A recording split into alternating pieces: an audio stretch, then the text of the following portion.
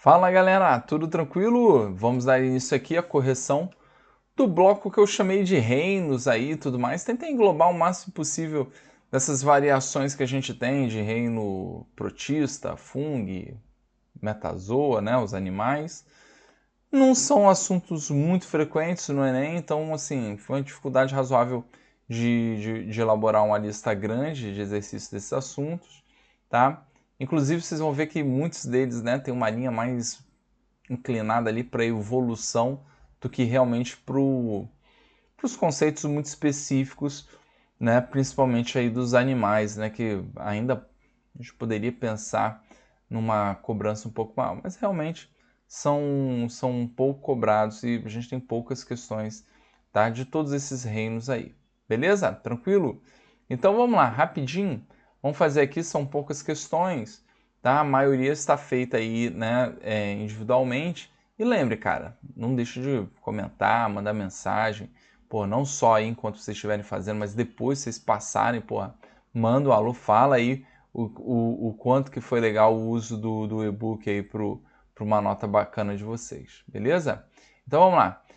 Considere tirina na situação em que a temperatura do ambiente é inferior à temperatura corporal dos personagens, tá? Então um menino botou aqui, ó, tá quente hoje, né? Aí o Tigrão aqui é mesmo, né? Mas o que me incomoda mesmo é a umidade. Você não gosta da umidade? Ele não mesmo. Então salta correndo. Então qual o grande lance aqui, gente? Tem um menino, um ser humaninho, parece ser um tigrão aqui, enfim, pode ser qualquer bicho, mas que parece ser um mamífero, é um mamífero. Então, só para a gente dar uma relembrada, esses caras são endotérmicos e homeotérmicos, né? Então, toda a produção de calor, né, está relacionada ao próprio metabolismo e a manutenção da temperatura aí, do corporal, né? Por isso são homeotérmicos. Então, se a gente fizer um gráfico aqui, ó, né, de graus Celsius, né, temperatura por metabolismo, repara o seguinte, ó, que quanto menor a temperatura, ó, maior o metabolismo. Por quê, Vitão? Ué, porque o corpo tem que trabalhar muito, tem que gastar bastante energia para quê? Para manutenção da temperatura, ok? E essa temperatura aqui, se eu considerar a nossa aqui, ó, próxima de 37, ok? Ela, repara que foi diminuindo o metabolismo até chegar a ela, beleza? Chegou, se a temperatura ambiente está próxima de 37, a gente não vai precisar de grandes esforços, né, para manutenção. Agora, se a temperatura aumentar muito, cara, a gente vai ter também mecanismos, vai ter que gastar um bocado de energia para fazer a manutenção da nossa temperatura próxima dos 37, porque lembre que se ultrapassar, você pode pensar em desnaturação proteica, né? A gente fala inclusive das febres muito elevadas, que tem um risco danado de desnaturação. Então é basicamente essa leitura. Só que, quando a gente começa a aumentar muito a temperatura, a gente tem alguns mecanismos para regular. Tá? E nós, mamíferos, temos glândulas sudoríparas. Okay? Então nós suamos. E a ideia do suor está muito atrelada ao que, gente? A troca de calor com o meio. Olha só que espetáculo. E aí a gente relaciona principalmente quem? Os pés e as mãos, ok? Como locais excelentes para suar. Por quê? O suor, ele vem, né, originado da dilatação dos capilares da extremidade do corpo. E aí facilita com que haja essa troca de calor, beleza? Tá? E aí você acaba suando, né? Você perde a água, né, na forma de suor, beleza? Mas em ambientes muito úmidos, que foi o que colocaram aqui, dificulta, né, por conta dessas diferenças de pressão, né, de vapor. Então, um ambiente muito úmido tem muita pressão de vapor de água e, meu irmão, dificulta a liberação do vapor, né, no caso do suor, no interior do indivíduo. Beleza? Então era basicamente a leitura que você tinha que ter, tá? Que ele fala exatamente o comando. Ó, o incômodo mencionado pelo personagem da tirinha deve ser ao fato de que em dias úmidos a temperatura de vapor de água presente no ar é alta? Não, não é essa a ideia. Tá? O suor apresenta maior dificuldade para evaporar do corpo? Exatamente. Então, né, o cara sua e realmente ele vai ter essa dificuldade porque ele está com um ambiente que, cara, já tem uma pressão de água extremamente alta. Beleza? Então, realmente ficou letra B de Birigui. Show! Aí vem a 11, ó, que surgidos há 370 milhões de anos, os anfíbios apresentam inovações evolutivas que permitem a eles tornarem-se os primeiros vertebrados a colonizar o ambiente terrestre, passando apenas parte da vida no meio aquático. Apesar disso, alguns aspectos fisiológicos limitam a sua distribuição. Por exemplo, no Brasil, existe uma diversidade menor de espécies na região sul. Então, a característica adaptativa que limita a distribuição geográfica desses organismos é a... Então, galera, lembra o seguinte, cara, quando a gente começa aquela linha lá, peixe, anfíbio, réptil, né, ave, mamíferos e tudo mais, lembra que os anfíbios, né, eles ainda, né, o termo anfi está muito relacionado a extremos, né? Então são animais que vivem, têm uma relação ainda muito grande com a água. Lembra que o girinim, o girinim, coisa fofa, né? O girinim, ele vive na água, filho. E aí o que acontece? Esse cara vive na água, depois a gente tem um desenvolvimento no sapão, que vai para onde? Vai lá para a terra, beleza? Então assim, você tem um cara, uma fase da vida que vive na água e outra na terra, ou seja, tem, né, essa ideia de extremos, por isso anfíbios. Show? Então, gente, lembra que ele tem já o sapão, né, as patinhas que já estão melhor adaptadas ao ambiente terrestre, ok? Você já tem um pulmão que surge, porém um pulmão um pouco alveolado, a respiração ainda fica muito, né, atrelada ao quê? A troca, né, pela pele, beleza? Então, assim, tudo meio que iniciando no sentido de conquistar o ambiente terrestre, beleza? E aí ele colocou que a característica adaptativa que limita a distribuição geográfica, ou seja, né, de fato, ali dominar o ambiente terrestre vai ser o quê? Letra A, presença de embriões protegidos por ovos? Não, lembra que ovo protegido, né, por casca bem grossa é de réptil, ok? E nas aves também, certo? O ovo do sapão ainda é um ovo bem simplesão. E não é à toa que, cara, a larva, né, o girininho, ele fica pouco tempo dentro do ovo. Ele já, já sai fora, meu irmão, ele consegue, né, ali na água se desenvolver. Porque um ovo que realmente não oferece muito ao girininho, então ele prefere cair fora logo. Beleza? Tranquilo? E aí vem a B.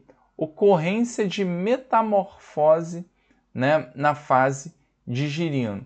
Então, aquelas características, né, aquele clássico do Enem, que ele te dá várias opções que tem relações que não, muitas vezes não são erradas, mas que não tem, de fato, que a relação direta com o comando, ok? Então, a ocorrência, né, de metamorfose na fase, né, de girino, ok? Isso, na verdade, é até o que permite ganhar um ambiente terrestre ali, beleza.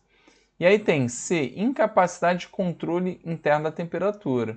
Isso é uma verdade, né? Isso limita para um ambiente terrestre, né? Isso aqui é razoavelmente né, complicado, tá?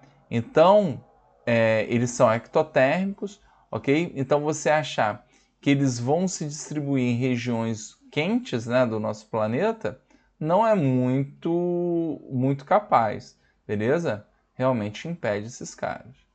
E aí, excreção de resíduos nitrogenados na forma de ureia, né? Lembra que isso aqui é uma verdade, né? No caso dos adultos, eles excretam ureia, tá? O girininho excreta amônia ainda, tá? Só que isso aqui até facilitaria, né? A gente excreta ureia, né? Não seria um fator que limita, beleza? Então, a gente tira essa. E realização de trocas gasosas por pulmões e tegumento, ok? Então, na verdade, a gente de fato tem um pulmão ainda muito pouco alveolado, certo? Tegumento é pele, isso acontece de fato, tá? Então, isso aqui não seria necessariamente um fator limitante, mas o pulmão principalmente, né? Respirar pela pele, somente pela pele, em ambientes quentes, se só tivesse isso, vocês poderiam marcar também. Porque, assim, fica complicado para um indivíduo, né, que respira pela pele, ele também explorar locais muito quentes, beleza?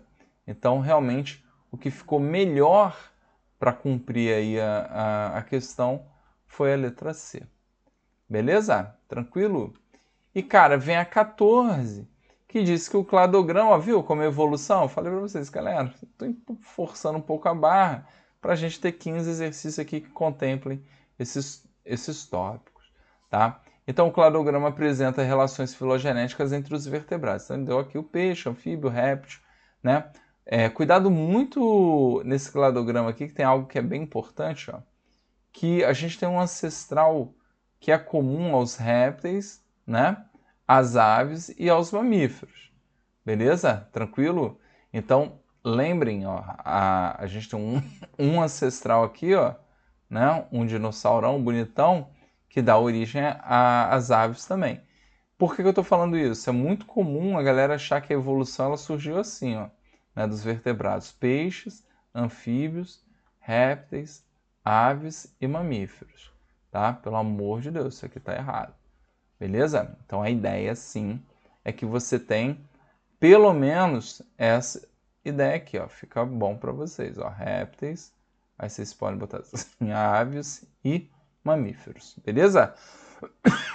Saindo aqui de uma sinusite braba, uma tossezinha ainda, né, razoavelmente incômoda. Beleza? Então, cara, isso vocês precisam ter no cabeçote de vocês. Então, vamos lá. A primeira característica aqui, ó, ela é atribuída a todos os que? Peixes, anfíbios, répteis, aves e mamíferos. Eu poderia pensar aqui, né, em ser o quê? Em ser todos vertebrados. Ou seja, né, lembra que a ideia da notocorda, né, substituindo quem? Né, sendo substituída pela coluna vertebral. Beleza? Aqui tem uma outra característica que poderia ser relacionada também, que é o fato de serem gnatostomados. Tá? Esses peixes aí, ó, tostomados, já são peixes mandibulados. Então todo mundo aqui tem mandíbula. Tá? Se tivesse aqui agnatos, que são peixes sem mandíbulas, a gente não poderia considerar. Ok? Então, assim, dependeria do que ele está colocando. Só não pode ser endotermia. Beleza? Endotermia não pode ser, porque dos endotérmicos, somente aves e mamíferos que são endotérmicos. Beleza? Então está bem equivocado a letra A. 2. Coluna vertebral. Não, né? Por quê? Porque peixe já tem coluna vertebral. Lembrando que peixes têm os osteíctes, que têm esqueleto ósseo, e os condrictes, né? Tubarão em raia, que são cartilaginosos. Beleza? Então, vale a pena a gente se ligar nisso. Todo mundo aqui já é vertebrado. Então, tira esse aqui. Ok? E aí tem um terceiro, o ovo amniótico, tá? Que de fato surge em quem? Nos répteis, um ovo bem desenvolvido, com casca, né? Todos os anexos embrionários, casca, saco vitelínico, ok? Alantoide e o âmnio, ok? Que é importantíssimo na ideia do líquido amniótico, que ele protege o embrião de choques mecânicos e da dissecação, ou seja, evita a perda excessiva de água, ele mantém o bichinho hidratado lá dentro do ovo, tá? E isso é fundamental para os répteis, para as aves e até mesmo para a gente, para os mamíferos, tá? Lembra que répteis e aves só não têm o quê? Placenta. Mamíferos, né? Boa parte dos mamíferos tem placenta e ela acaba substituindo bastante, beleza? Tranquilo? Então, ela substitui bastante, né, os outros anexos. Belezura? Show? Então a resposta de fato ficou C, né? O ovo amniótico. Tá? Então respiração pulmonar, tá? Que a gente está falando, né? Lembra que os répteis já têm respiração pulmonar, aves e mamíferos, mas ela surge nos anfíbios, mas ela é somente efetiva nesses três. Beleza? E os membros locomotores, né? Que ele botou só no 5, não, né? Porque répteis têm membros locomotores e tudo mais, então realmente ficou letra C. Beleza, galera? Então, mais um bloco que se vai bem tranquilinho, eram só 3 questões. Como eu falei, zoologia não é algo muito cobrado no Enem, mas, cara, não pode dar mole, beleza? Não deixem de estudar aí pelo menos um entendimento, né, bem basicão aí de cada um dos grupos. Valeu? Um beijão, até a próxima.